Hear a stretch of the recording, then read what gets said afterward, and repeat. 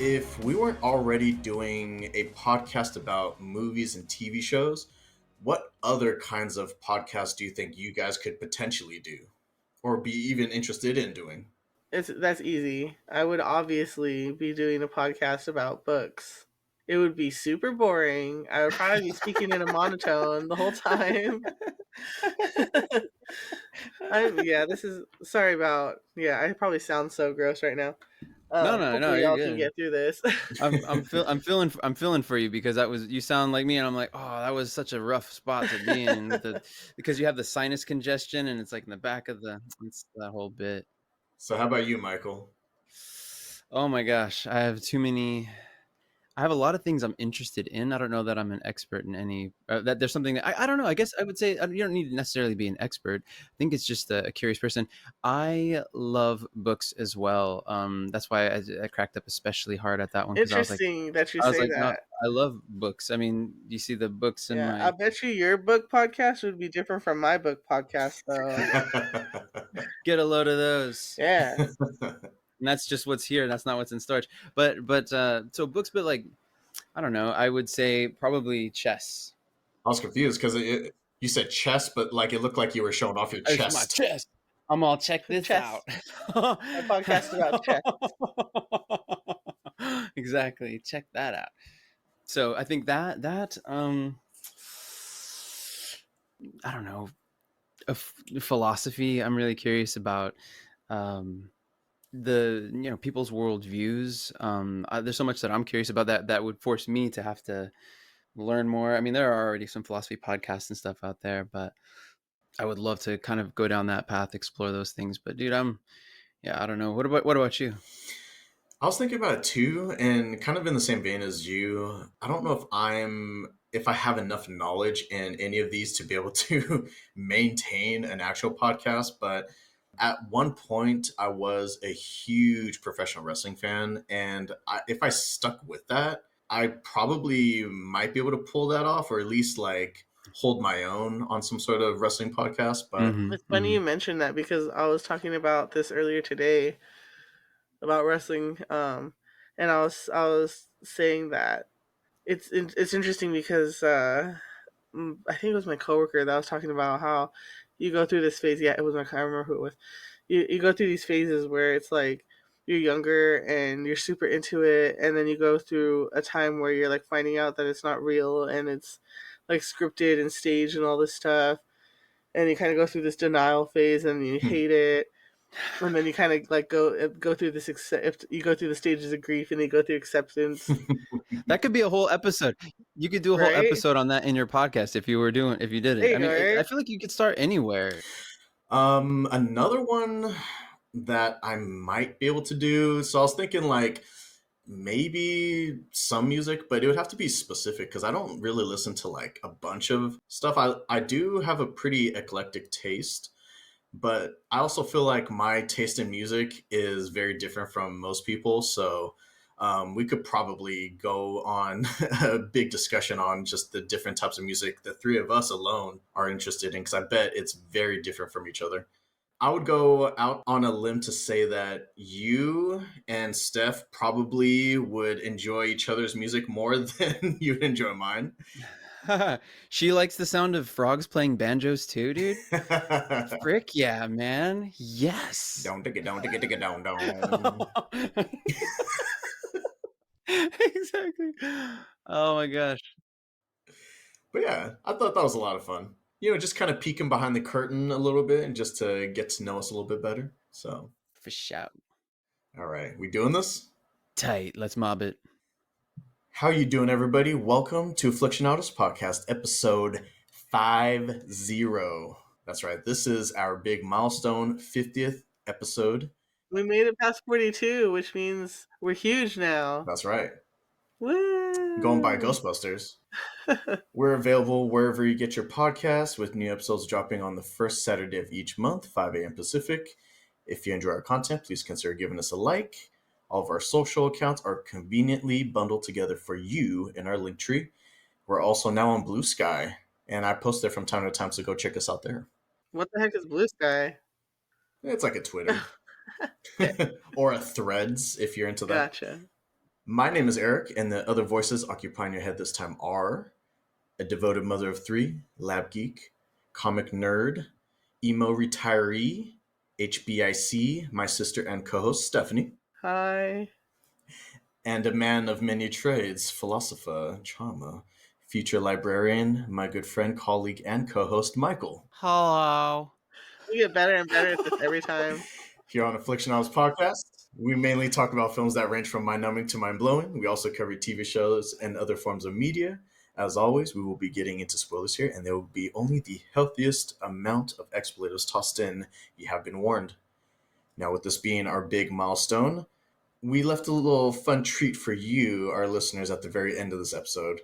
And I'm talking all the way at the end after the theme music, so make sure you stick around for that.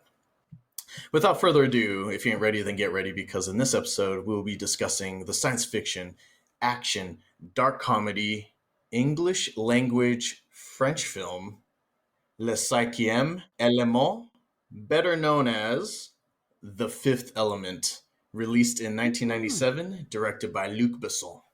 English language French film? Correct? Wee wee. Can we unpack that one for a second? I did not know this. Yep. And not just directed by a French director, but it's actually developed in France.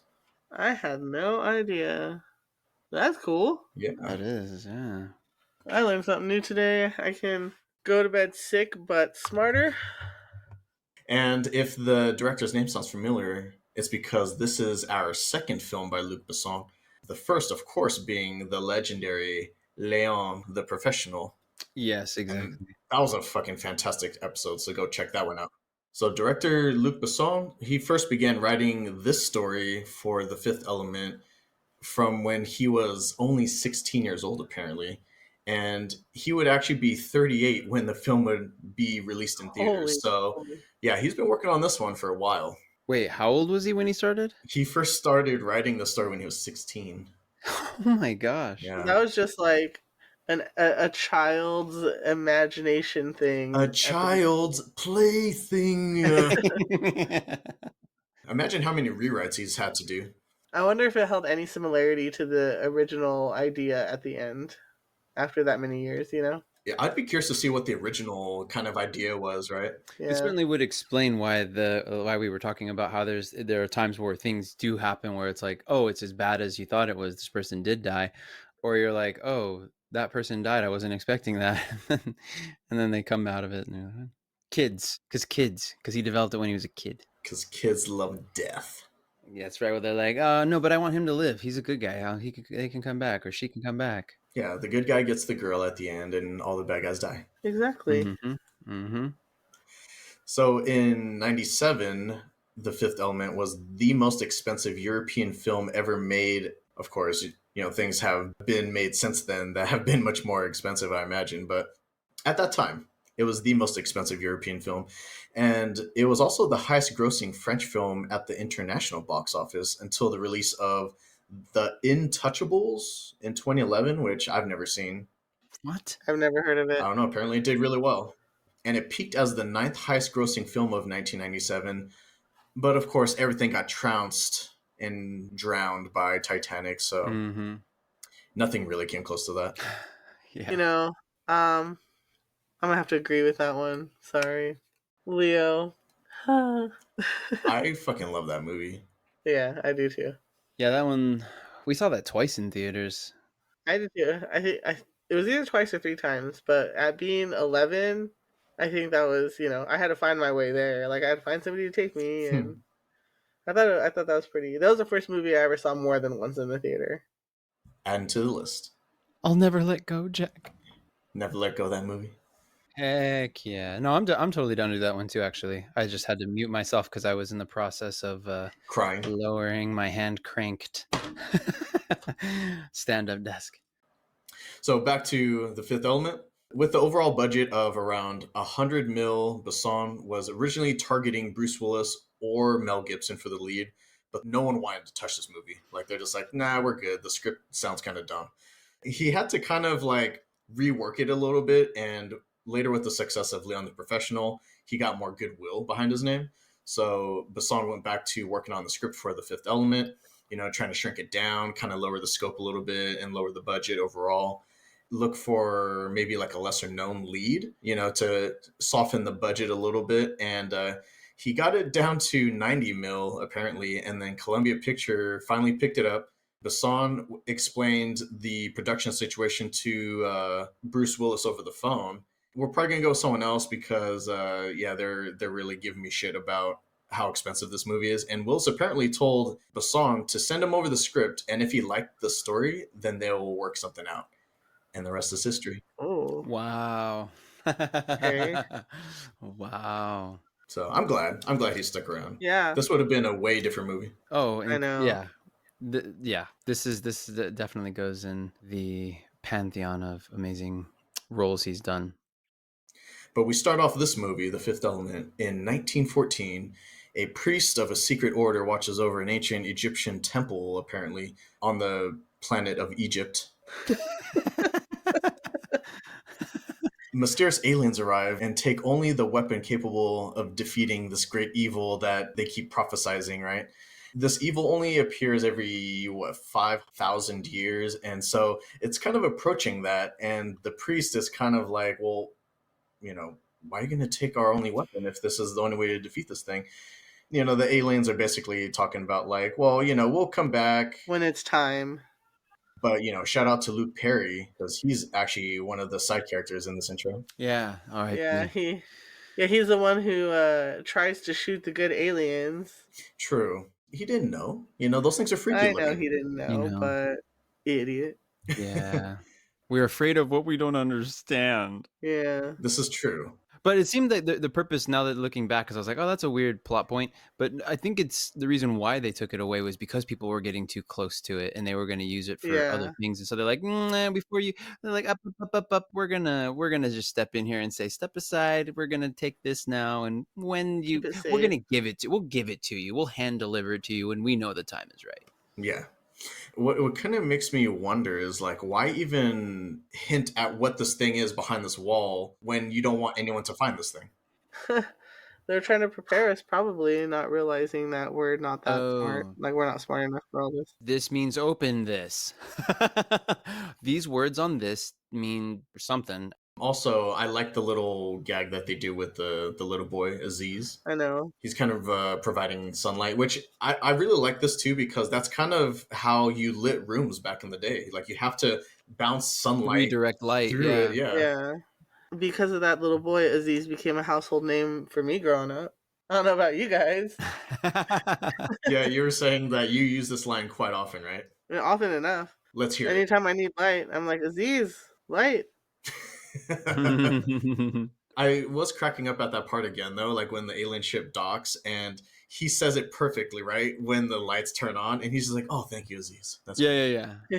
Was it the pan or whatever? He's just like, what the fuck? I was like, that wasn't me this time. But you're welcome.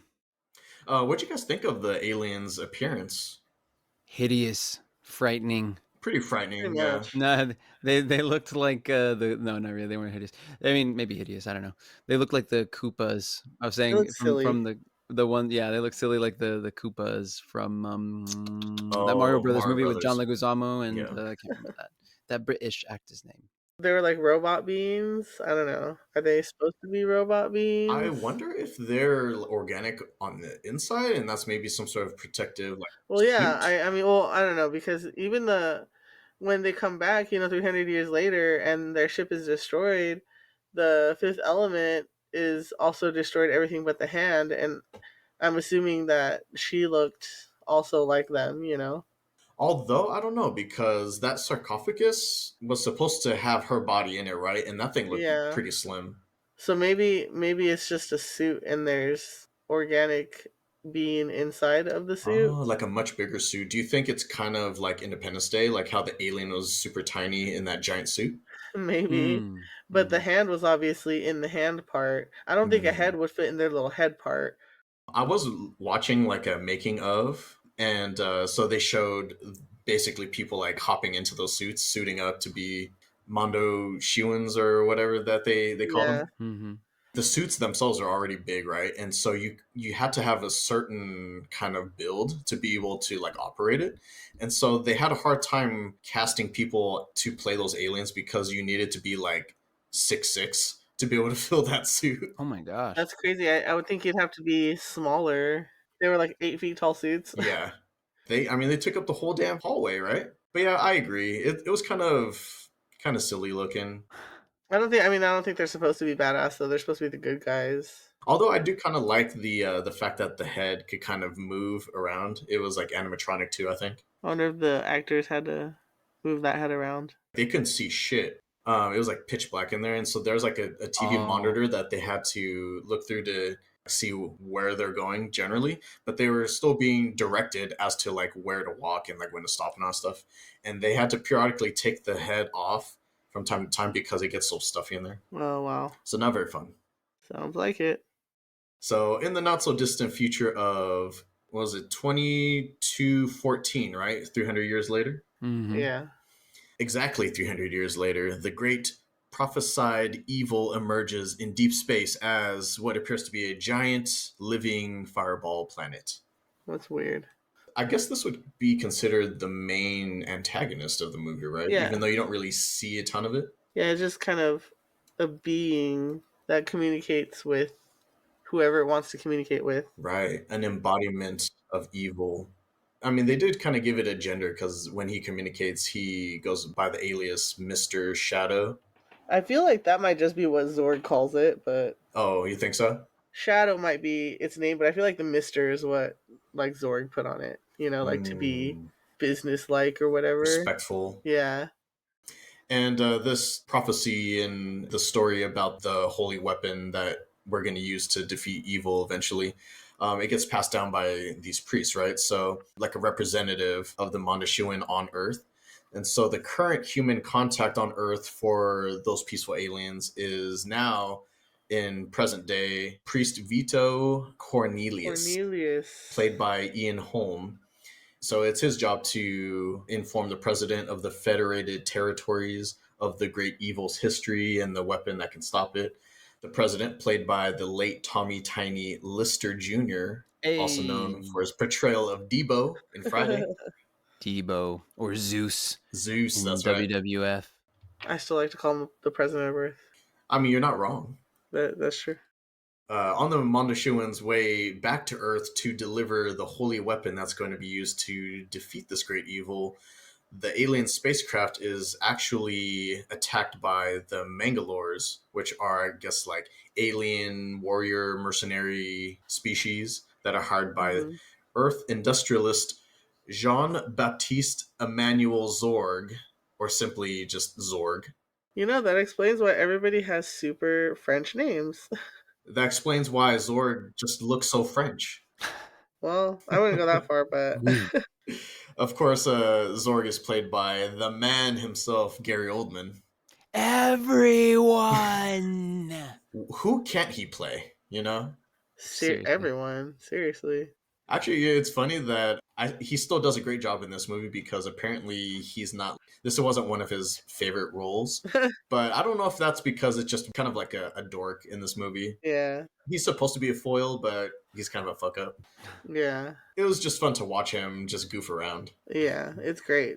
I think he's hilarious. He's as I like to see it, the Saruman to the Sauron, but not so serious, obviously.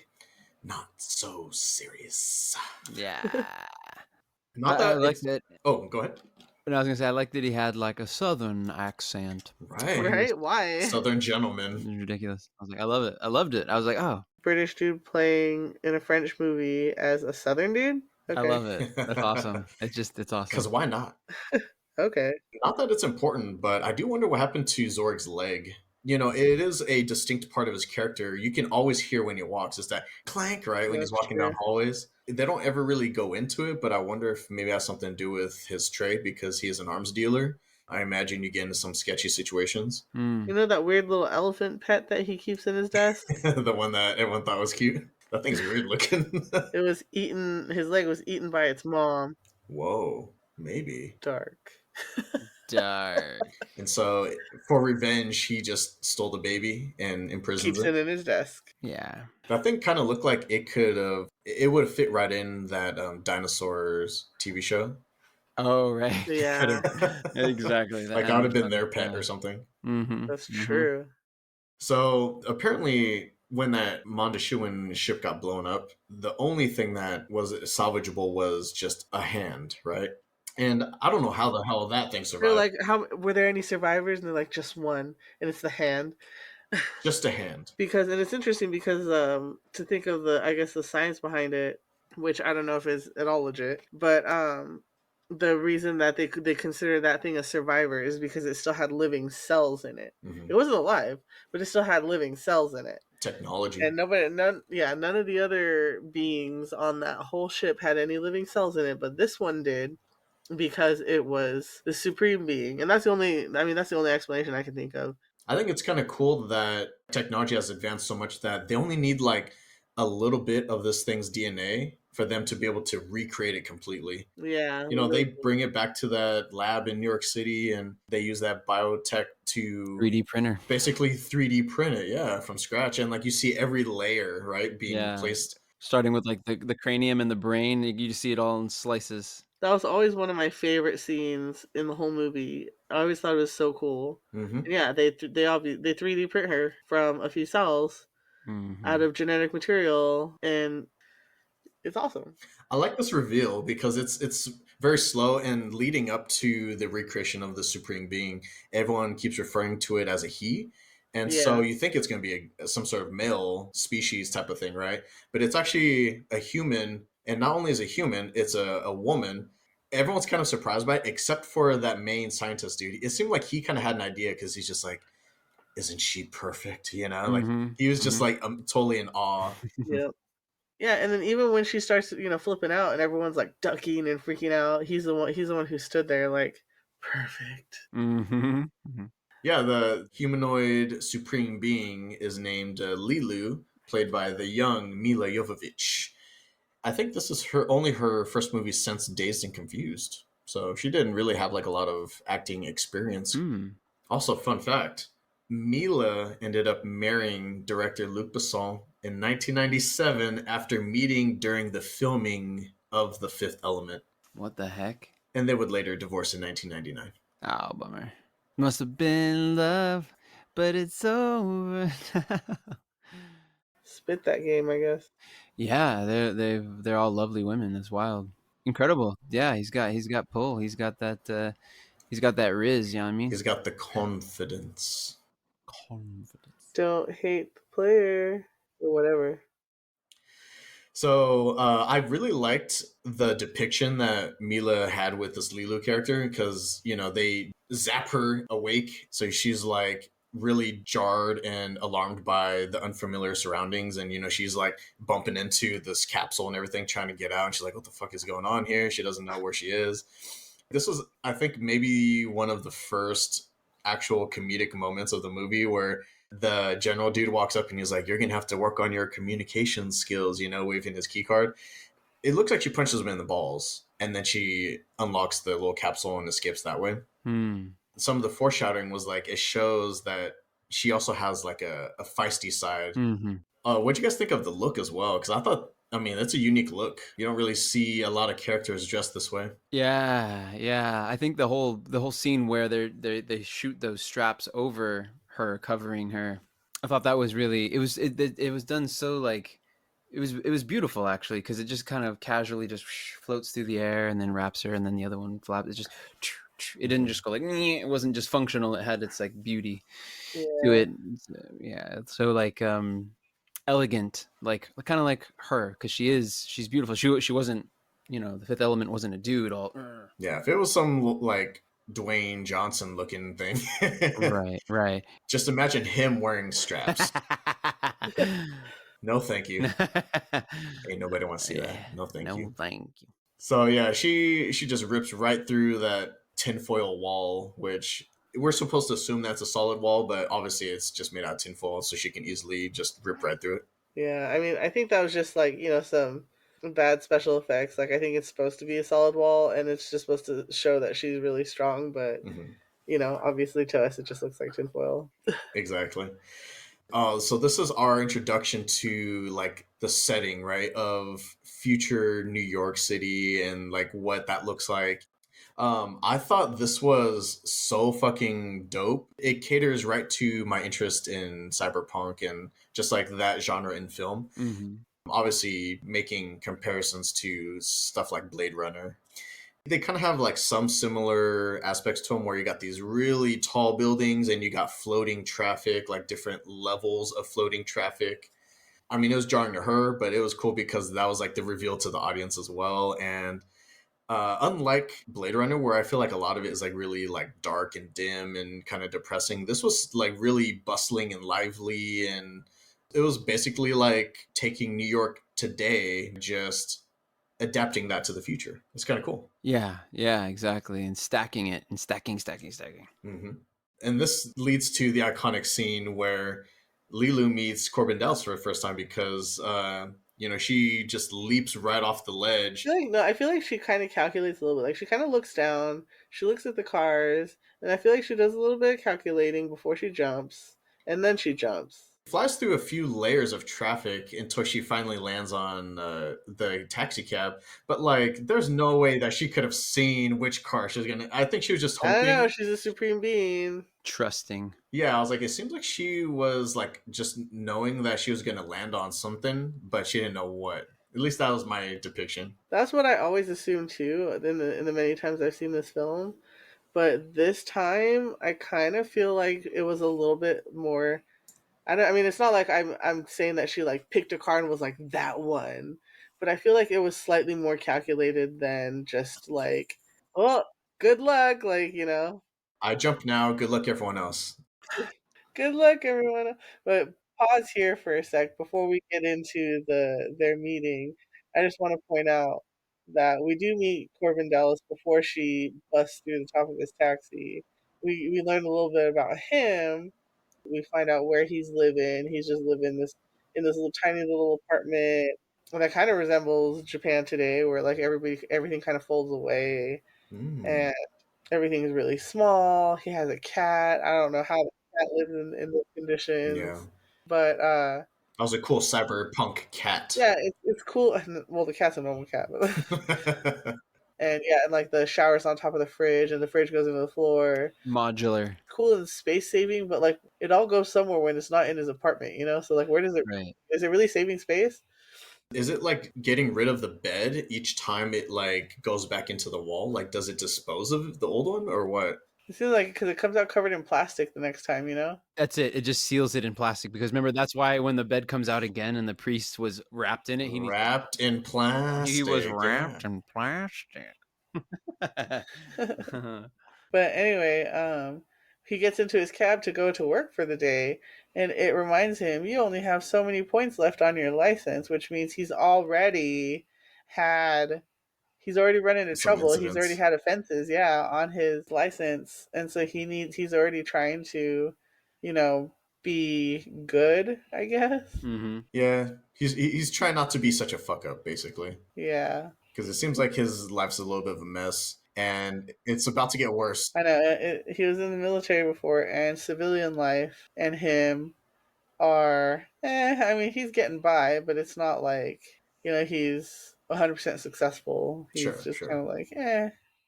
And it's interesting to note now that you mention it, there are a couple characters that they have a few moments in the movie, but we never see them. So one is his boss named Finger, and then the other one is his mom, and both We just we never never see meet, them. like, on the phone, yeah. His mom is a whole character. She's a whole character, but we never meet her. Yeah. She always just calls to chew him out. That's it. Yep. About how unappreciative he is and how Yep. nobody, Okay, mom. Yep. Yeah. All right, mom. yep.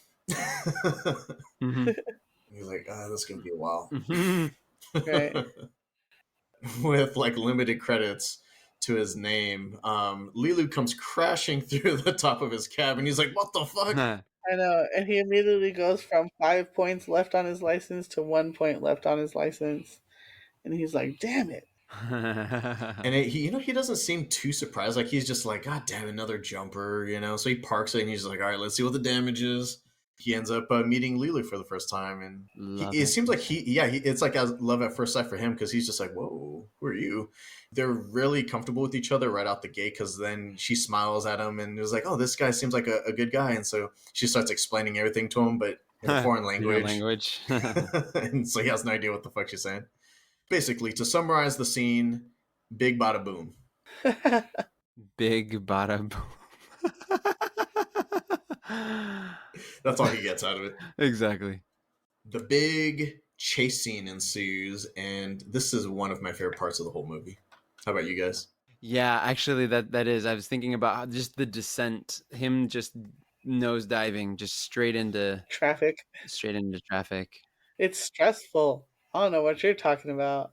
I liked it. I thought it was fun. Like because it's got like this upbeat music in the background, right? And it's kind of funky, and Yeah. it really fits the atmosphere because there's also this iconic scene that I really like, just like the way they shot it, where the cops show up and they're trying to attach themselves to the car and all that stuff so that way it can't drive off.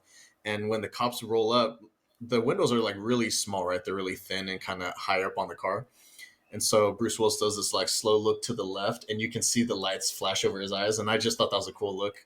Yeah. He decides, she's pleading. She quickly learns how to say, "Please help." Yeah, apparently she already knew how to read a little bit somehow. Like she already knew the alphabet. Quick learner, Yeah. Seriously quick. In her DNA, she just adapts. right? She tugs at his heartstrings a little bit, and he's like, "Fuck, all right, let's do this. What's one more credit, right?" And then Yeah. just like takes off, and so the cops start chasing after him. And it's funny because he immediately thinks that he got away. He's just like, "Yeah, if they don't chase you after the first couple blocks, you're usually fine." And and then sure enough, like pans back a little bit, and there's like 18 cars following him. Mm-hmm. Exaggerate a little bit, but there's a lot. I like the product placement here because it's a cyberpunk setting, it's futuristic, but they still have McDonald's Of and they still course. have drive-throughs, and it shows the cops flirting with the servers or whatever, and Who are then all like busty and cleavage out. Why? And True. they all have red wigs on. Why? yeah, who knows? That's the uniform in the future for McDonald's.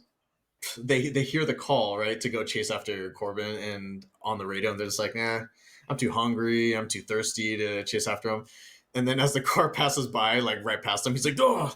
and just spills everything on him. All of it's gone. Exactly. Whoa! But yeah, they chase him through like tunnels and whatnot, and they run a little scan on the license plate, and they see that nothing comes up, so they're like, "Must be a stolen car." Blast him. Exactly. Yeah, Immediately, what just the hell? But yeah, he eventually just kind of does like a Hail Mary and just nosedives and aim for the bushes, right? yeah, aim for the bushes. There goes my hero. That was a cool shot because in the making of The Fifth Element, you can see that it's like a rig that's just facing downward towards the camera. And so Bruce Willis has to strap himself in, facing down towards the camera. And then Leeloo's just all like loose and she's like complaining in the backseat. That's hilarious.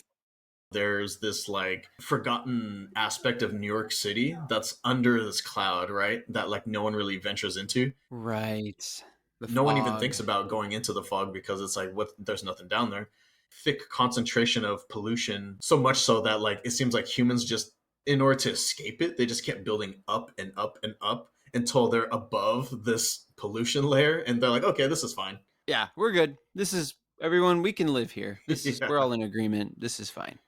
But that works in their favor. It creates some sort of smoke screen, just lay low, and the cops have trouble finding them. So he's like, all right, cool. I think we're in the clear. They lost their 5-star wanted level. Right. 5-star exactly. Just pew. I love the setting so much. So this was one of my favorite parts of the movie, and it was a fun car chase scene. And it was also fun to see the Chinese food that he has later on because the vendor actually comes to him and like docks at his window in his apartment. And so he basically all he needs to do is like open the wall and allow it to dock. Instead of ordering your food to get delivered, like they just straight up come to you and make it right in front of you. That would be super convenient. And he's doing this on a cabbie's wages, so it's not like he's living high on the hog. So this must be something that's pretty, like, even though it seems so convenient for us and all that, like, for them to come to your room, it still has to be somewhat affordable to do it. Kind of a play on the quintessential Chinese food takeout in New York City type of thing. Yeah. Instead of takeouts, take in. Exactly. He finds out where this Vito Cornelius person is, delivers Leeloo to him. This is a funny scene too, because he's carrying Leeloo, and she's able to muster is priest, right? And so he's just like, priest, whatever. Cornelius, priest. That's basically all she's able to say before she passes out. So he's able to find this Vito Cornelius person, and Cornelius is like, oh, no. The weddings are downstairs. So I thought that was pretty funny. Comes in holding her in his arms, though. Like, it's like perfect. I It's need like, a who priest. wouldn't assume that? Yeah, I He need a did throw priest. in a congratulations though. Yeah. And she's got some sort of tattoo on her wrist, and he's like, what, tattoo? And then he faints because he recognizes her as the fifth element, which is what he's been waiting for his entire life. And so many more before him for 300 years. Like, is it gonna happen? And he didn't expect her to be a woman either, like everybody else. True. He's a she. You notice that, huh? You noticed that? I don't know what the fuck Korben was thinking here, because he's just like, hey, he's trying to wake her up, and he's just like, oh, maybe a magical kiss will wake her up. It worked, just not the way that he expected. That's some 90s thinking there. I don't know, but yeah, bad idea. No. Man, I fucking love his gun. It almost like powers up when you turn it on. It kind of reminds me of a Judge Dredd gun in a way. I feel like Korben Dallas's is really iconic because it's like two-tone, it's like silver on the bottom, black on top. He always kind of like holds it sideways, when he pulls it out. Yeah. It has like a little finger guard on it and everything. Yeah, it's a pretty iconic looking gun. And it doesn't ever show where he pulls it out from. You don't see a holster or anywhere on him. That's true. Yeah, like, where the hell does that come from? He's like Desperado, like Antonio Banderas in Desperado. Just from behind his hair, somewhere, he just pulls out a pistol. A pistola. Ay! Right, exactly. And he always has weird cyberpunky outfits, and yet he finds a place to put his gun. I know, always. Genius. As Leeloo recuperates, she tells Cornelius and the audience, right? The stones that everyone's been looking for were not on board the alien ship, so they're not completely lost, and they were entrusted to an opera singer, which they refer to as the Diva, and we'll see who that is later on. Spoiler alert, it's Mariah Carey. Wrong Diva. The Diva. I think this is the part where it gets interesting, and I feel like you kind of have to split it into three to make sense of it all. So this is, you find out obviously that the section number 1 where you have, I'm kind of going, I haven't thought of this beforehand, so I'm making this up as I go. So you have Leeloo and Cornelius and David, I guess, if you want to include him. David's the most important part. How could you leave him out? Clearly. And so, obviously they're trying to get the stones. You have Zorg and his guys, they're trying to get the stones. And then you have the military, they're trying to get them because they just want to save everybody, right? So, like, the military are technically trying to get the stones for Cornelius so that they can save everybody, right? Seems like, yeah, because the priest laid everything out for the president, so the military is working under the president. Like, if Cornelius and the military, like, worked together, like, there wouldn't have been kind of 3 parts to this, like, all trying to work against each other. In the meantime, like, Zorg, he has his goons go for, that's why they shot down the alien ship. The original Leeloo was destroyed and recreated by the 3D printer. They get the case that was supposed to have the stones on it, and Zorg discovers that it's empty, and he was trying to exchange the case for some weapons, and they discover the case is empty, and so he was like, no weapons. Yeah. I thought this was some genius editing right here too, and like storytelling, because they reveal everything in a non-linear fashion. Yeah. Zorg is having this meeting with the Mangalores, and he gets delivered that box that they stole from the Mondoshawan ship. Yeah. And so he opens it, and that's when he's just like, the box is empty. And they're like, well, you just told us to retrieve the box. Yeah. And he's like, with stones in it, you dumb idiot. And he's trying to get the stones to deliver them to Mr. Shadow so that he can't be thwarted, right? So that they don't have the tools to destroy him. This is where the genius editing comes in because he's like, all right, cool, I have the stones. And he opens it up, cuts back to Leeloo, and they're like, wait, so you're saying that the stones are not in the box? And so she's just like cracking up. Yeah. And that laugh just had me busting up too because It's she's just like, hilarious. ah.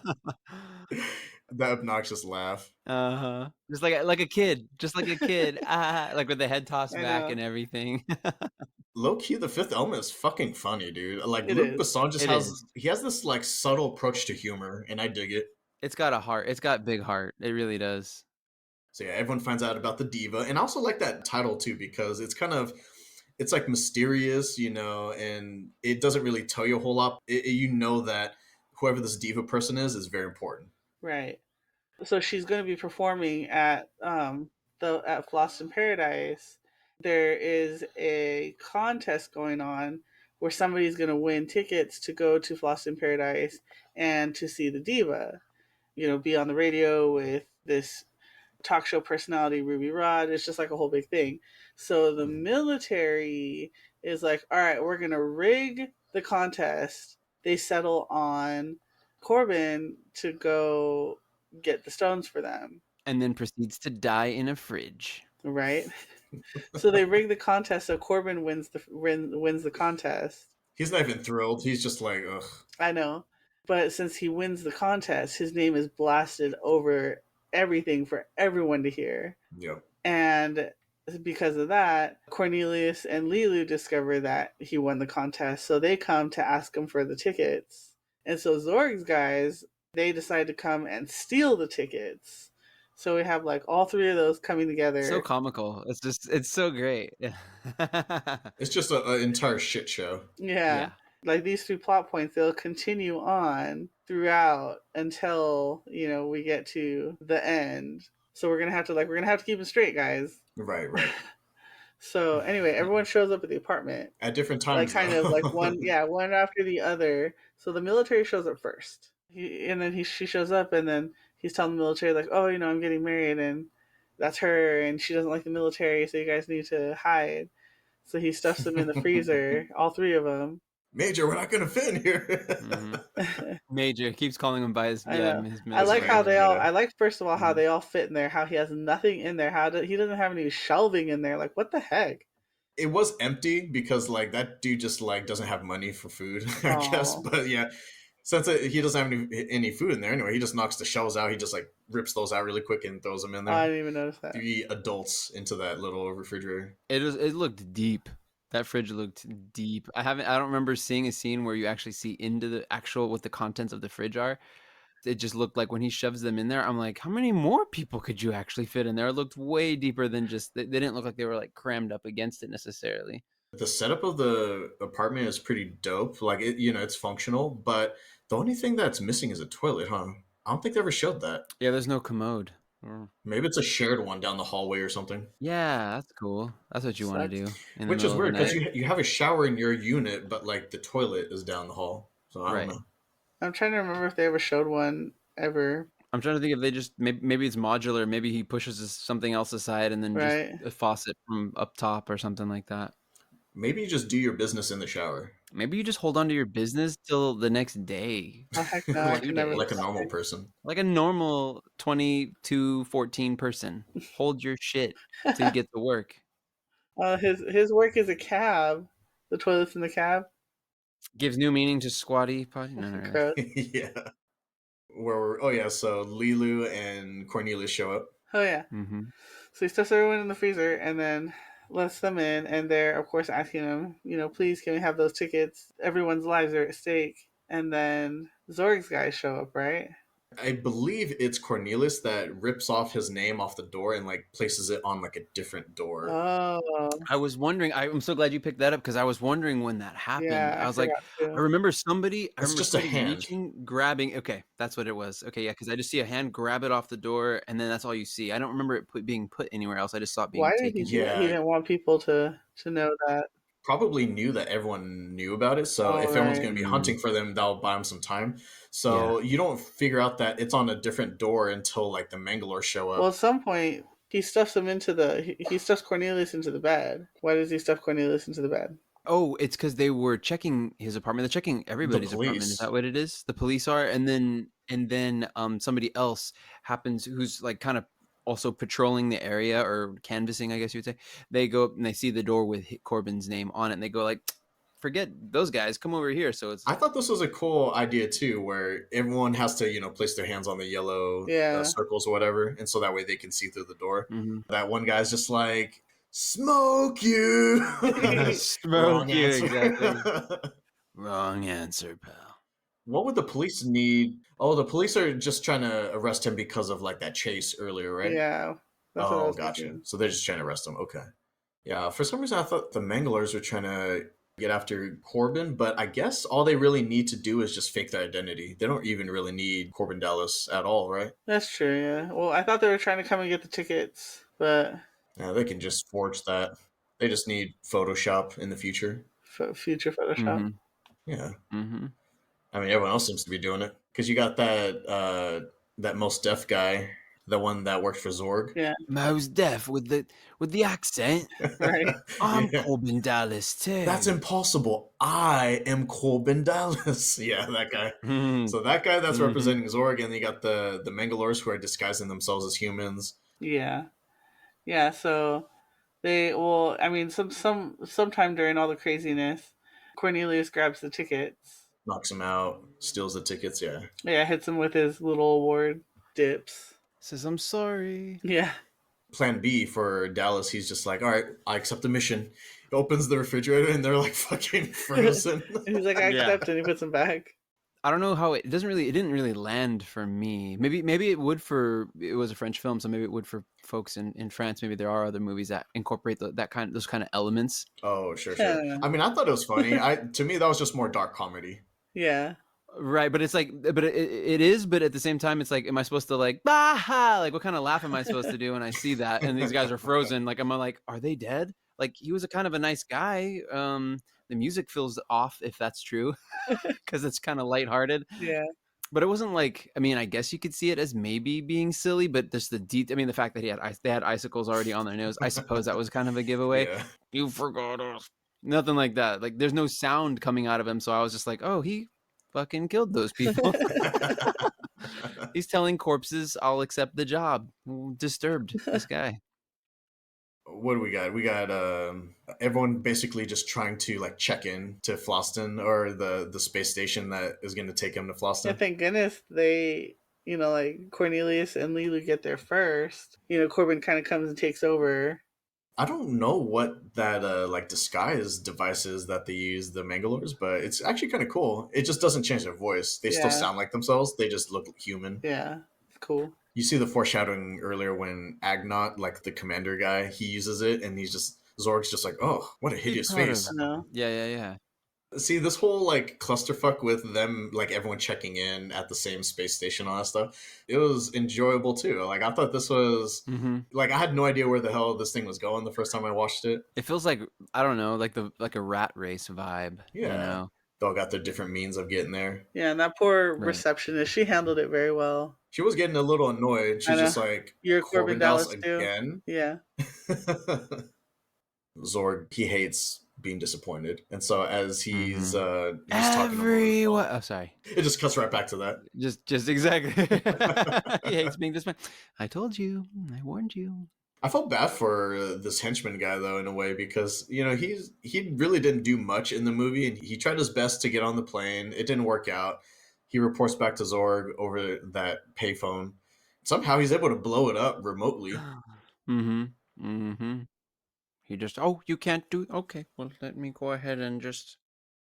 We're to the point where we're introduced to this flamboyant talk show host named Ruby Rhod, hilariously played by Chris Tucker. What did you guys think of this character? He brought it. The energy. I mean, I don't know. The haircut is. It's awesome. All of it is awesome. I love how it's I just thought of it right now as it looks like a microphone, almost like a boom mic. Oh, the way it interesting. sticks out. Huh. Cylindrical, but it's especially as we find out later on, it's just his personality. He's a ladies' man. It's very phallic. It's like putting that out there. He's like a unicorn. He just has this What do I want to? He's got this charisma such that it's like, although Korben Dallas doesn't bring the energy that he feels his show needs, he's able to, Corbin Dallas lets him know, and I'm sure we'll get to that, but Corbin Dallas lets him know in no uncertain terms, like, I'm not going to play the game, figure it out. I'm not going to play ball the way you want me to. That's not who I am. This isn't going to go that way. I'm not here for that. Fill in the blanks. Right, exactly. He's super obnoxious. He's supposed to be kind of like the opposite to Korben Dallas, right? Very animated and enthusiastic about everything because he's trying to run a show at the same time. I don't know how they're recording it. Is it just like an audio show? I didn't see any cameras. Yeah, it was audio. It was all audio. That's Yeah, he why just he's has a like little doing the whole that microphone. has that microphone. I have Okay. a recording of her. Oh yeah, saved here. Exactly. But I love him. I think he's great. He's so loud in many different aspects, right? So it's like the hair, and you got his actual voice, and then you got his outfit, Yeah. the bodysuits that he's wearing. Those bodysuits are fucking It's so sick. Hunger Games. It's so the capital to me. It's Hunger Games. It's like Harry Styles of like the past few years. I don't know. It's yeah. Well, there's the leopard print, but then there's like the red one that he was wearing as well. I think to With the the opera, roses. and it comes up at the shoulders and it like shows a little. It shows quite a lot. It's almost like a scoop neck, like décolletage. It like comes down. It's very like I know, I I don't love know. it. It's And elegant. I like how his little entourage always coordinates with him. Right. They're just a bunch of yes men. Yeah. Yeah, exactly. Sycophants. Yeah, exactly. There's yeah. Oh, it's the greatest. This is the best show ever. Every time. Lackeys.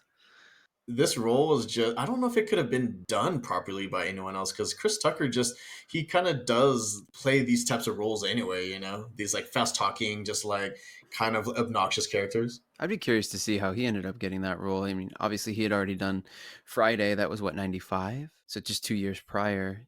I'm sure he was just kind of riding that wave. I don't know. When did he do that movie with, did he do Rush Hour in 90? He did Rush Hour around the same time. But then there was that other movie he did. He was really like, I think after Friday, I think he blew up because he played perfectly because he has that energy. He always plays well with a straight man. So you have Ice Cube being the straight man. Then you have that movie with Charlie Sheen, Money Business, Money something. Gosh, what's that one called? Where they're supposed to trade. Anyway, he and Charlie Sheen get into this whole tiff, but he's high energy. Charlie Sheen's, of course, chill. Money talks. Money talks. There it is, and the same thing with Bruce Willis. So he's doing more of that, and it's just again somehow every I don't know. I think it's brilliant. He it's iconic. Well, all those roles are so iconic. You got knocked the fuck out. Throws you off in some ways too because he's very flamboyant and kind of feminine in a lot of ways, but he's also like this lady killer at the same time. A la Prince. I think Chris Tucker actually said this in an interview where he said he was basically like using Prince as like his main inspiration for his character. I mean, absolutely. He killed it. He has that. He exudes that for sure. Yeah, no, I love the costume design. I wonder if they won any awards for that I hope so. These were some cool costumes. Seriously. Costumes for this movie were fucking on point, and it was probably because it was done by the world-renowned French fashion designer Jean-Paul Gaultier, right? That's right, Jean-Paul Gaultier. That's right. I remember I mentioned that when I saw that in the credits, and it's funny because now it's all hitting me again. I totally forgot Jean-Paul Gaultier. Just fucking incredible. You got Leeloo's bright orange hair with like the white strap suit, and then later on she almost wears like silver pants with orange like big thong like suspender thing. Yeah, that's right. And both of those are cool looks. Yeah, exactly. That, I mean, Jean-Paul Gaultier, gosh dang, that's so cool that he worked on this, and it shows. The quality really shows.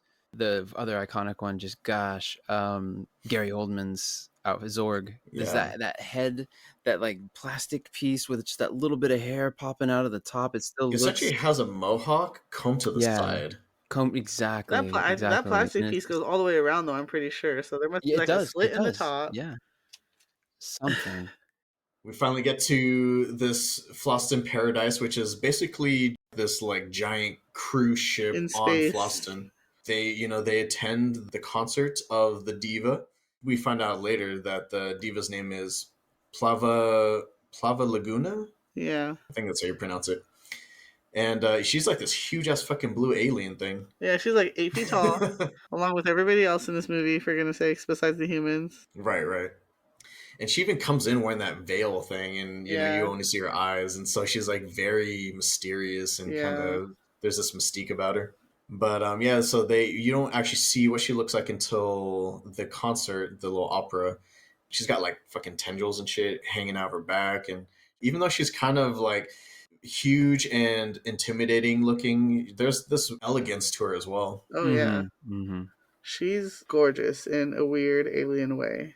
Right. The actress they cast, it shows you just through the makeup, kind of Yeah. like Rebecca Romaine. Oh yeah, yeah, true. Miss what's her name? I forget what her name in the movie is. Oh, Mystique. Mystique. There it is. Yeah. Oh, Still my favorite Mystique. She was just perfect for that role. Yeah. Yeah, she was. The concert happens and shit hits the fan here because the Manglers barge in on the Diva suite and they're trying to steal the stones because they think that, she has it in her luggage somewhere. And so Leeloo shows up and she's like, all right, let's go. yeah. Let's dance. I don't know how you guys felt about this part of the movie. I felt like the opera part went on a little too long, and I thought it was a little over the top with them sinking the ass kicking with like her almost like interpretive dance on stage. Yeah. Yeah, I got fatigued on that one. I'm not I gonna don't think lie. so. I think it was fine. Otherwise, it's just another fight scene. Oh. Yeah, it was a little corny in some aspects, but I don't know. Yeah, I guess so. But I mean, again, because it's just such a fun romp. It's kind of like this. It's this in this weird zone of. It fits the rest of the movie. I It mean, does exactly. It gives a little bit more exposition without having to say it. I liked that because they showed it. They showed that in some way, because they're like these ancient beings, the two of them are somehow in sync with each other, or at least maybe the other the diva is in sync with her moves. mhm. I don't know who. I don't know. They're both connected. Interesting. Yeah, I like that. She could sense Leeloo from around the Yeah, corner. yeah. Yeah, And she told her assistant to like go give her a message around the corner and stuff. So maybe there's some sort of synergy going on there. just the thought that she knows she's going to die on this trip because she has to know. I mean, the stones are inside her, and she needs to deliver them. Do you think that there's a safe way to extract those stones? I don't think she busts a Gattaca. I think she straight up doesn't leave anything for the return home. You know what I mean? How does she even end up with them inside of her? I wonder. Right? Like, how did they get in there? How? When a mommy and a daddy really. A daddy stone and a diva. That's right. A daddy stone and a diva. Exactly. Really love each other. I do want to mention, because you're wondering about the actress. So the diva is played by Mywin Labisco, and that was actually Luc Besson's wife at the time of filming. Oh shit! But around the time of release, Besson and Labisco divorced, with Besson going on to marry Jovovich by the end of that year. Dang. Oh my god. Well, he does not wait. I saw that was one of his wives, and so when you said her name, I was like, wait, what? She was she was the diva? Whoa. Yeah. Awkward. Yeah, she was the inspiration for Leon the Professional as well. Interesting. There's a huge age gap between the two. And so when Besson first met her, she was like a teenager, and I think she was like 17 or something when they got married. She was a model. So she was super young. And so because of the fact that it's like a much older guy having a relationship with a younger girl, that was kind of like the foundation for Leon the Professional. Yeah, wow. He ended up doing it again because he dumped her for someone that's like 22 years old. Oh my god. Mm-hmm. Traded up, I guess. So that's the key for him, is having somebody that's... When all else fails, just go younger. Well, she don't need him anyway. He's got the swag, he's got the riz. Like how you guys got that riz, yeah. Leeloo whoops all the Mangalor's asses, but then Zorg ends up showing up. And so, he's like fighting her now, but he's using a gun this time. Yeah. And so he's like shooting at her. She tries to flee up into the vents. And so she's dealing with that. Diva ends up getting shot in the stomach when the Mangalores start storming the stage. Korben's like, he brings her down gently, and he's like trying to figure out like, what the fuck are the stones? Like, tell me where the stones are before you die. she reveals that the stones are in me. And then she dies. And he's still trying to figure out, like, what the fuck does that mean? Hmm. The whole time, Ruby is just like, come here. Which is basically Ruby for the whole rest of the movie. That or, Only the shrillest. But somehow it's not. I mean, somehow it's not annoying to me. I feel like it's just funny. I'm sure people find it annoying, but I feel like it just adds to the comedy. Yeah, the Mangalores are. I think they're looking for the stones too. They're trying to beat Zorg to the stones so that way they can basically like fuck him over. Korben is like still trying to figure out where the stones are, and so he eventually puts two and two together, sticks his hand inside of her, and sure enough, there's some stones down there. Ew. Big stones. Mm-hmm. Ew. I would also like to just give a shout out to the design of the Mangalores as well, because I don't know if you guys noticed, but they all look distinct. Not only are they like animatronic heads, but they didn't even copy and paste the design. All the Mangalores look slightly different in some way. Like some of them have angry hooded brows, the other ones kind of have like pointier ears, and one has like maybe shown more teeth. Interesting. They look very similar to the troll in Ernest Scared Stupid.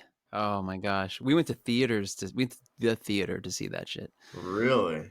Ernest Scared Stupid. Absolutely. Laughed our asses off, loved it. I would have seen it a second time.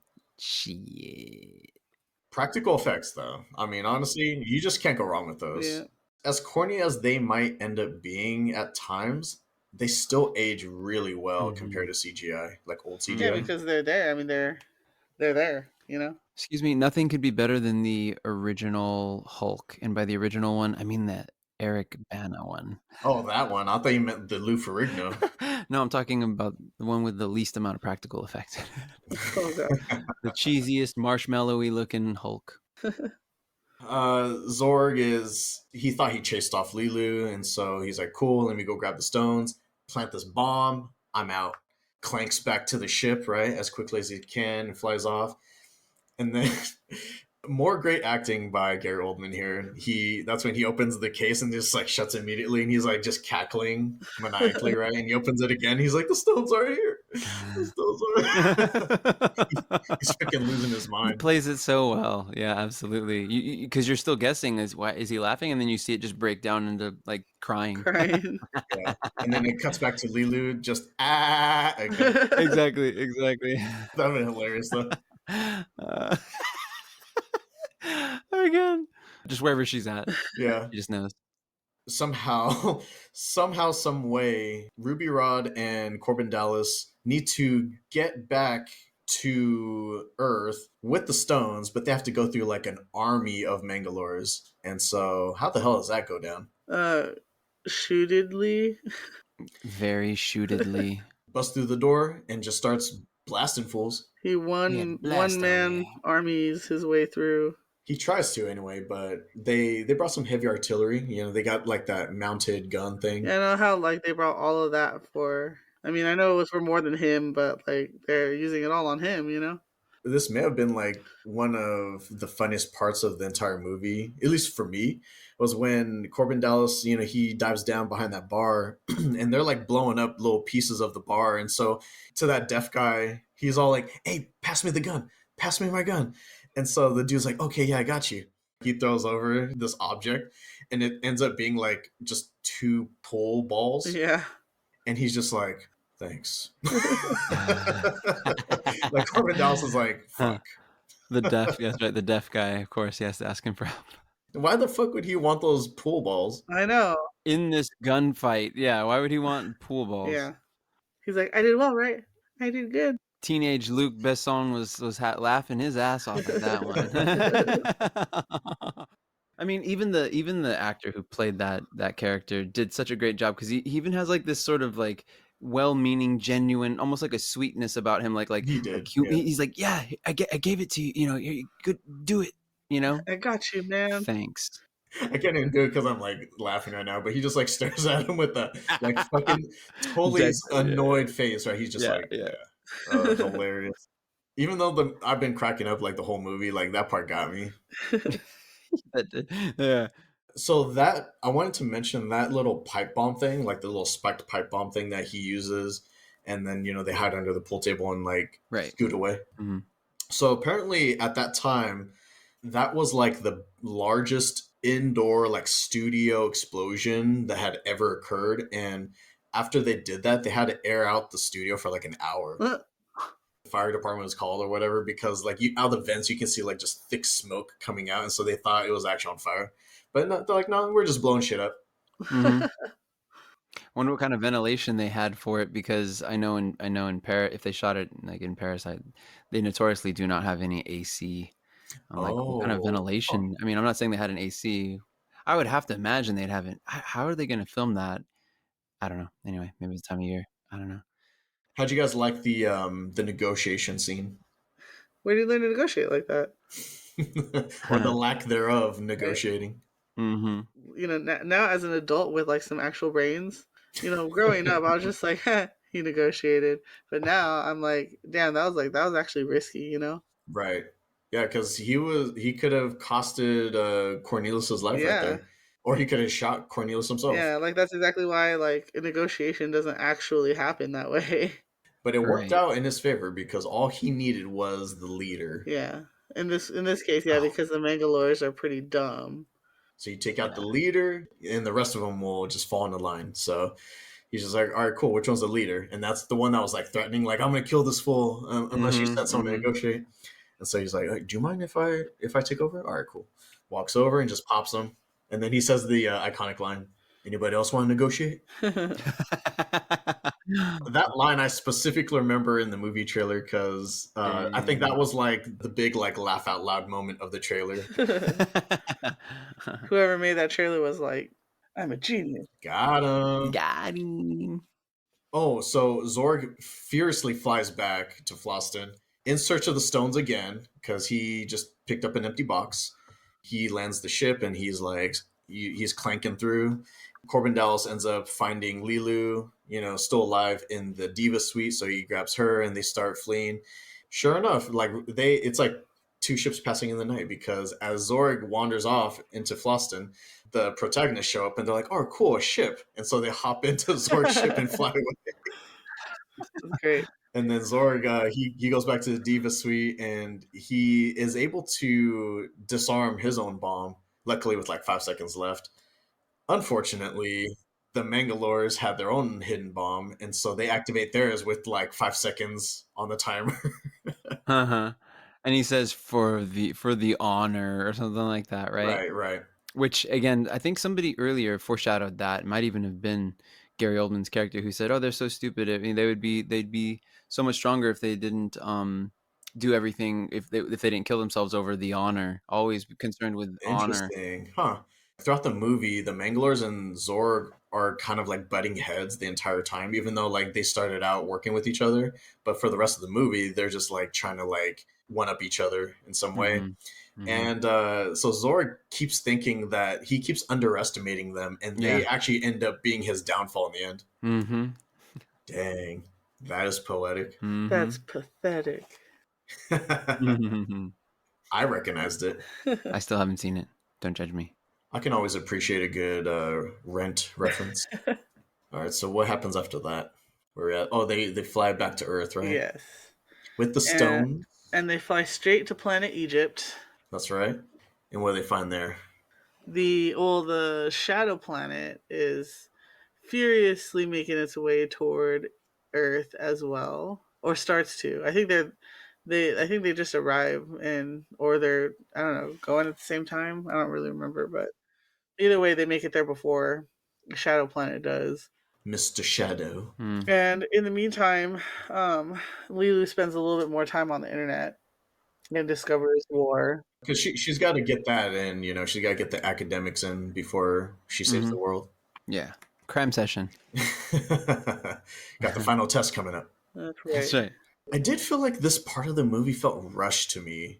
She's like barely hanging on, but she still feels inclined to just get the last few letters of the alphabet out of the way. It's almost like the writers forgot to have her discover this at some point in the movie, so they're just kind of like shoehorning it in now. Yeah. Mm-hmm. I guess there's some unsavory things, unsavory words under W. Well, she was. I mean, she was doing a lot back at Cornelius's apartment, so she continues with W. Oh shoot! Shout out to that awesome microwave, by the way. Oh, I Oh, know. She puts in the a few little rotisserie chicken. pellets. They Yeah. look like sprinkles, and it comes out with like a whole chicken and vegetables. And we were saying that was kind of reminiscent of Back to the Future too, Yeah, with their Yes. it's little instant awesome. like pizza maker. I Mm-hmm. wish Oh, that's awesome. Literally like 1 second and you're good to go. It's perfectly cooked. you gotta love that dehydrated food. Dude, that chicken looked pretty bomb though. Like It Leeloo did. was making it look bomb. Yeah. Sumptuous.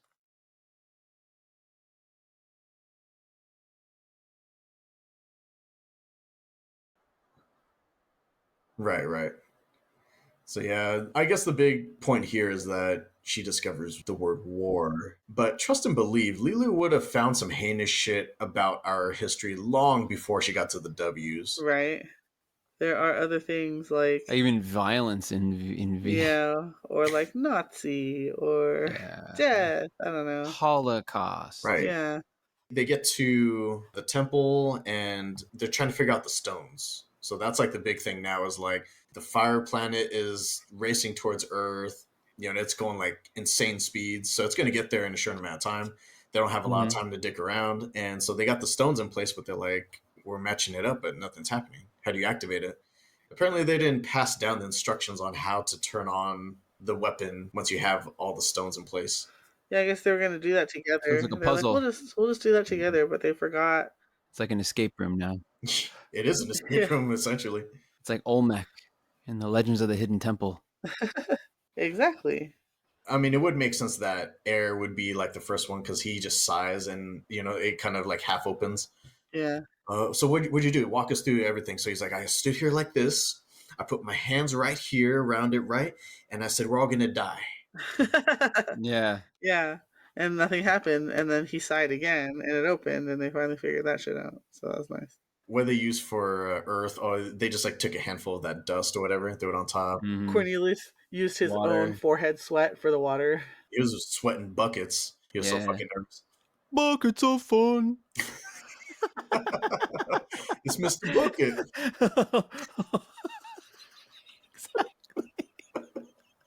When did you get here, Mr. Bucket? He's just fucking scooting around on the floor, spitting out the ball. fucking like the devil with yellow eyes, just chilling in the back.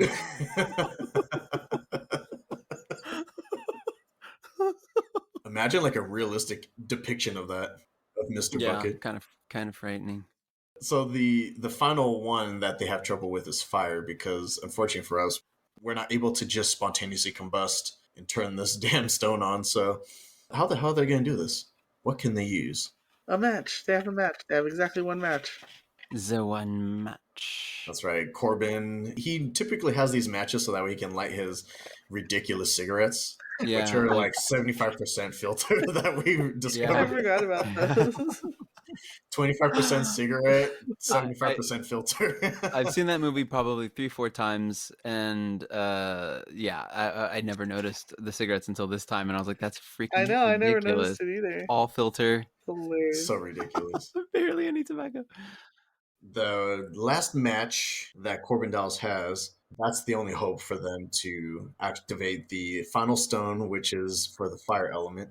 He has everyone hold their breath because honestly, like anything blows those things out. Those things are so annoying. Fire is so annoying though because like when you want it to stay lit, it won't stay lit. But then when you don't want it to stay lit, all of a sudden you have like a fire that's burning down all Raging around. down to your fingertips. You're like, what the?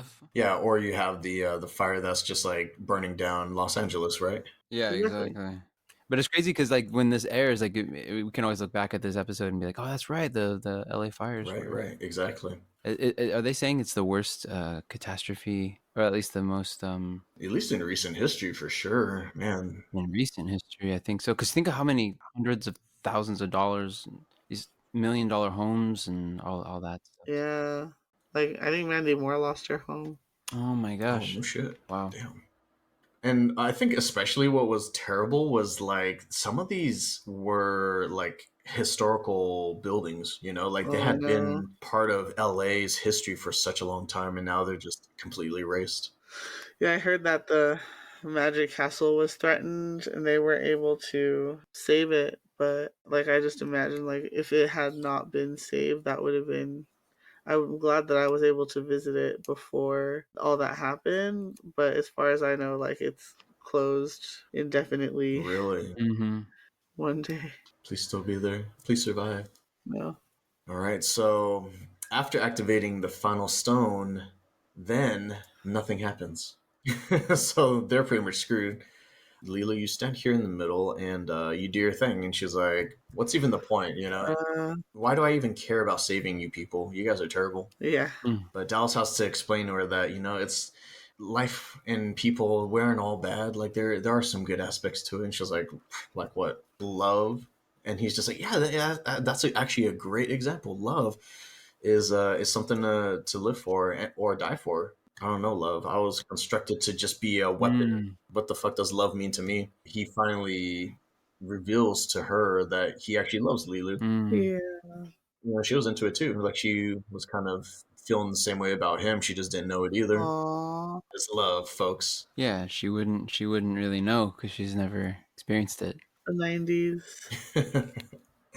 They're kissing. The planet is about to burn to a crisp, I'm assuming, Mm-hmm. until Leeloo just kind of faces up towards the sky and this like holy arcane light blasts out of her. Like that statue at the Yeah. very Yeah. beginning The of the movie beginning. with the mouth. Yep. I thought that was so beautiful too. That's a great foreshadowing as well. But I thought it was just a beautiful, almost Art Deco looking statue, but the sleek, just like you can't even tell until you see the shot from up above down that this is A actually person, a head yeah. person. Yeah, because it just looks like this sort of obelisk. True, and it's Yeah. also genderless. Like you can't really make out a gender, so I think that's why everyone was assuming that it was just a guy. Yeah, Mm-hmm. that's true. But yeah, it's she shoots it out of her mouth, and she ends up destroying evil. She incinerates evil. Mm-hmm. Good job, Leeloo. Without a moment to spare. That planet is still left behind. Just the evil spirit or the essence is gone. So now Earth has 2 moons apparently going forward. Pretty much. Yep. We'll take it. I wonder how this is going to affect Earth in some way. I'm sure there have been scientists that have discussed it where we'll have to find some sort of article to post on socials or Yeah, something. yeah. So after all that, you know, we do end up getting a happy ending, like a happily ever after almost. Mm-hmm. After Leeloo and Korben are, you know, they're celebrated as heroes for saving Earth. Dignitaries show up to greet them. You know, the president's there, and he's just like, I want to see the heroes. I want to shake their hands myself. And the scientist dude, the creepy scientist dude from the beginning of the movie, he's just like, oh, actually, they're retired after fighting off pure evil itself, and so they're just recuperating in this chamber. Mm-hmm. And as he's explaining that, you know, they do the bit with Corbin's mom. She comes back, and the president's like, "Oh, you know, I'd like to talk to her. Yeah, let me." Yeah. She's just like, "Oh, please, you know, that doesn't sound anything like the president because the president's an idiot. You don't sound like an idiot." Yeah. And then he just hands the phone back. He's just like, "Yeah, you go ahead and take that." Yeah. Leeloo and Korben passionately embrace within the chamber, and that's the end of the movie. That's right. And he knew her. Happily ever after. Yes. And it does the old school, like, the in cursive lettering, the end. I'm just kidding. Elegant, fits right in. Recuperated the old fashioned way. Or how come they call that doing the hibbity dibbity? They're doing the big bada boom, if you know what I mean. Right. The big bada Ain't boom. that the truth? Oh yeah. And that is a wrap on The Fifth Element. Go home, fun's over. I hope you're proud of yourselves. No, if you made it to the end of our podcast, then you just won some highly valuable tickets to Fhloston Paradise. Oh, yay. Hey. Any final thoughts or closing comments? No, I was thinking earth, fire, wind, water, heart. If there are 5 rings in the Captain Planet. I mean, it does fit though, because technically I would say what saved them was love. So maybe love was the 5th element all along. Honestly, if we really get into it, yeah, definitely. I think that's there's something to be said for that. Maybe it was love that tied it all together at the end because it's part of like kind of the whole human experience. But I feel like it was the whole kind of humanity as a whole because she kind of had to absorb it all. Like she had all the DNA, like all the coils. She was the She conduit. absorbed like all of Wikipedia, and then she experienced love, and that was what tied it all together and made her the fifth element in the end. You know? Yeah, I could see that. Mm. I felt like the end did feel a little rushed to me. Like I don't know if you guys felt similarly. I felt like once they left Fhloston and returned to Earth, things were just moving really quickly. Multiple people Because in the scenes, shadow like planet was moving really quickly. Like what you And I get that it was probably to create a sense of urgency and all that, but I just felt like I would have liked to see more of a focus on like maybe the embodiment of evil, maybe approaching and like what it looks like from different vantage points from Earth type of thing. Almost like Independence Day, like how yeah. like you see the shadow covering everything, swallowing up all you can see. mm, They don't need to over explain the main antagonist or anything like that, but I just felt like if they put a little bit more time into that ending part, it could have been like creepier, it could have been more ominous. Maybe take some less scenes between Zorg and the Mangalores, because I felt like they got a lot of time to show like their, I don't know, like their beef with each other. So Mm-hmm. maybe take away some of those scenes so that way they can dedicate it towards the end. I don't know. mm-hmm. Yeah. It's like Armageddon all over again. Draw out that impending doom a little bit, you know? Beside that, this was just a fucking fun movie to watch. It was fun to watch it Oh yeah. again, and it Kaylee. was fun to watch it with you guys. Like we all watched it together. Yeah. Yeah, that was great. Yeah, that was fun. That was fun. Yeah, we finally got to meet Michael in person after all these That's years. right. That's right. Just to wrap up here, obviously Mila Jovovich is she's kind of like the standout, and like she's gorgeous and Mm-hmm. this and that. But what I really wanted to do really quick, and I was kind of mentioning at the beginning, was I just want to show some appreciation for Bruce Willis here. Mm-hmm. You know, in light of like his recent health concerns and stuff like that, forcing him to retire from Mm-hmm. acting. I really wanted to just give him his flowers and appreciate the acting career that he's given us, you know? Mm-hmm. All the iconic roles that he's had, the dope movies that he's done, all of his accomplishments and all that stuff. Some pretty badass movies. Obviously, Die Hard, you know, Pulp Fiction, Mm-hmm. 12 Monkeys, Fifth Element, 12 Monkeys. Sixth Sense, Armageddon, Unbreakable, Sin City, and many more. Yeah. His Hardigan character in Sin City was arguably the best story in that entire movie, and it was just Mm. like so intense and emotional. You know, I loved him in The Jackal with Richard Gere as well. You know, Richard Gere's trying to, it's like this whole cat and mouse game, and he's trying to catch Bruce Willis's character, but Bruce Willis is like this assassin who has all these tricks up his sleeves. I don't know if, have you guys seen that movie before? No, I The haven't Jackal? actually. Oh, yeah. That one's good. Jack Black's in the movie briefly. Does he get killed? Then I'm gonna watch that tomorrow. I actually don't hate Jack Black. Oh yeah. Our old boss did though. Yeah, I don't know. You can't win them all. You know, Jack Black is he's not for the faint of heart. You can't win everyone over with the ventriloquist solo.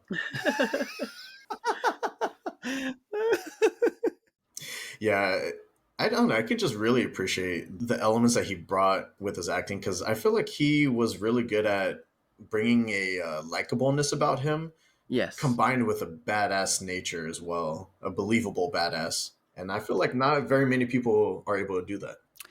Yeah, he had a just this on-screen appeal. You couldn't take your eyes off him, or you can't take your eyes off him. His movies are still around. Yeah. But yeah, amazing talent. Much love to Bruce Willis. Are you guys watching anything lately, film or TV? What did I just? I don't know if I'd say TV. You know, that's funny that you should mention that, because I think somebody asked me what like my favorite thing where I watch the most content. Like, what do I watch?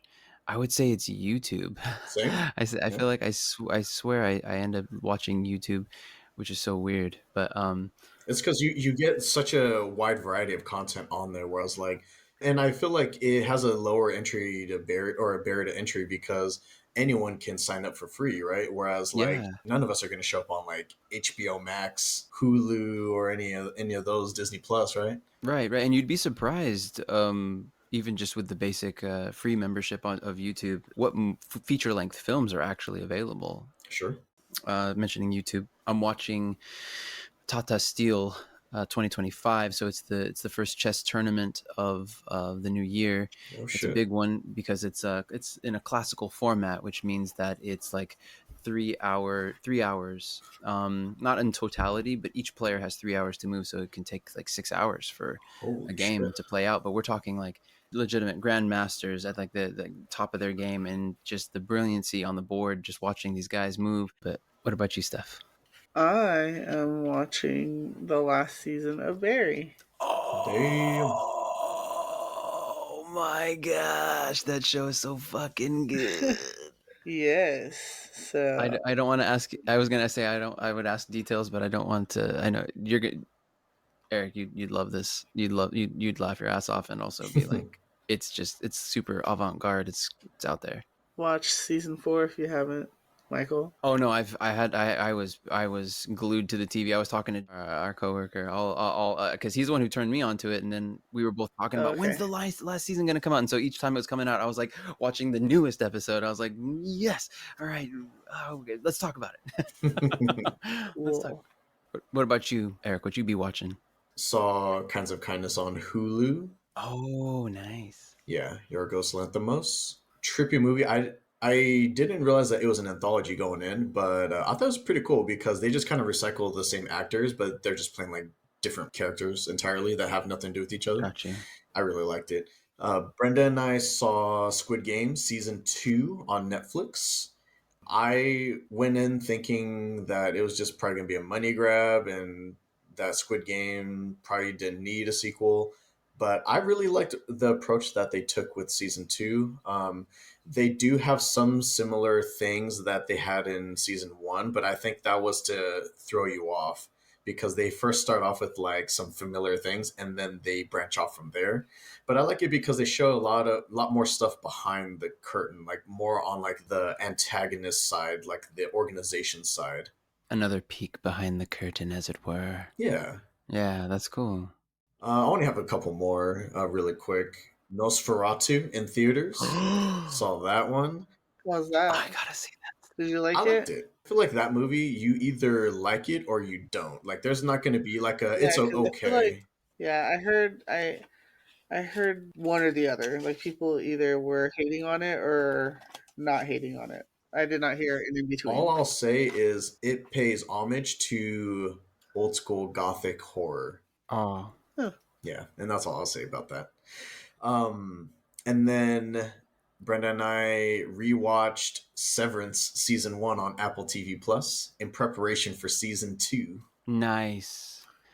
Nice. Oh, that's tempting. I don't know if I didn't I finished it about 6 months ago, I want to say, so I might need a refresher. Really interesting, intriguing, and well written show. Incredibly well written show. The pacing is beautiful. The little reveals here and there. It feels like this.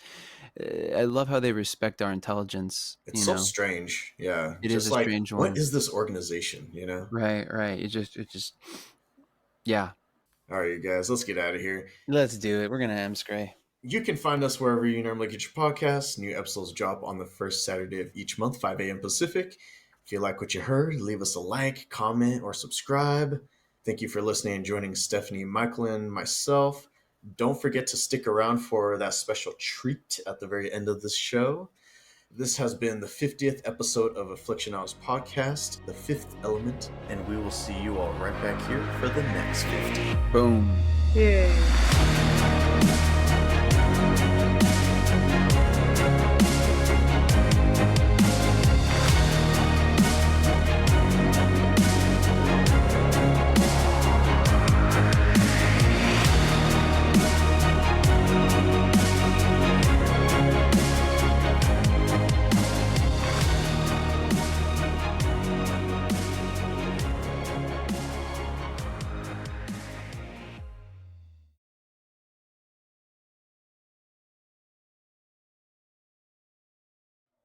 That was today? Yeah. Oh, man. All right, so we're here. We did it. We met up at Steph's, like we said we were going In to. person, finally. Yeah, we got Andrew to my left, Steph's to my right. We got Michael over there in the corner, Yo. Brenda at the end.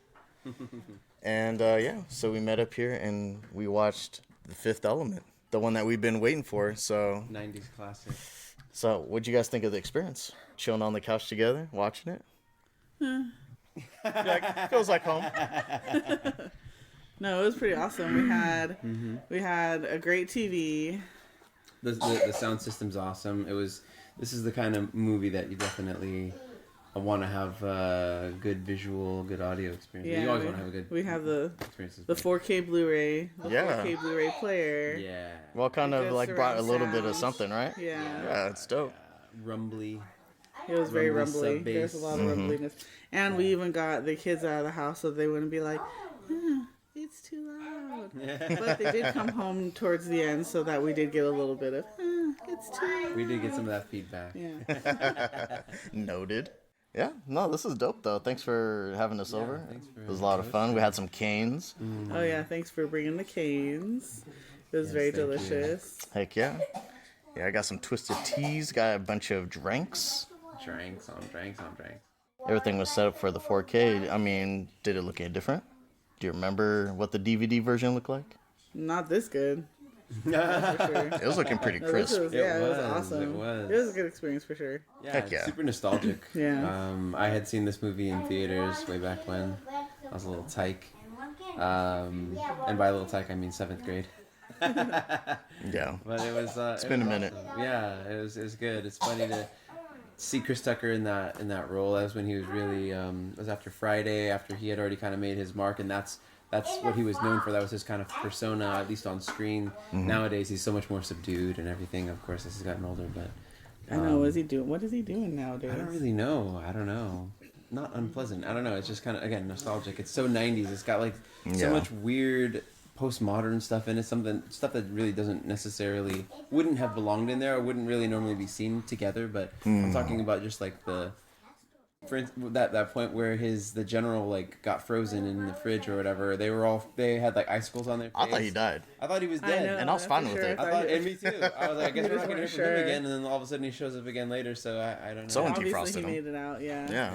I was impressed with Mila because, I mean, you know, she didn't really have a whole lot of acting experience going into it. So Yeah. I thought she did a great job. Yeah, she just has this charisma, this on-screen charisma.